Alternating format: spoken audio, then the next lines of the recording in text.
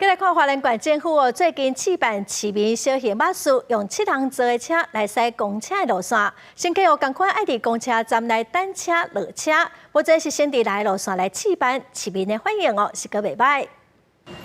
若无讲，大家也唔知影，这台深色的轿车是新的花莲市民小巴士，包括司机会当载7个人，用电子支付无收现金，付公车的费用就当享受坐轿车的服务。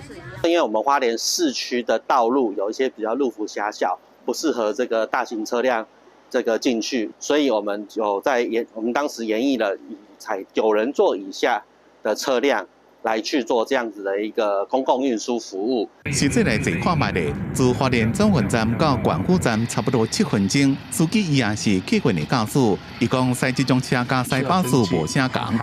我们驾驶开小车是确实比较舒服，安全性也比较高。开大车有压力，对不对？哦，那个压力不差。那你搭起来感觉怎么样？我觉得很好，跟一般自己家的车差不多哎。花莲市民小巴士试营运已经半个月，怎么伫市区有6条路线，若要坐就要伫咧车牌上落车，无法度随叫随停，来甲计程车经营模式分开。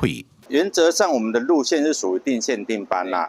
那所以这个第一个就是跟计程车会有很大的一个区分的。我们是采用那个公车的一个收费方式，那全票是25块，半票是13块。关府讲，即马先摆3台市民小巴士服务6条路线，兼顾囡仔读书、医疗、观光、坐客源加观察载客量。效果若好，会请厂商搁再买车。若路边的车牌写了无清楚，或者是伤过简单的问题，会搁再改进。记者综合报道。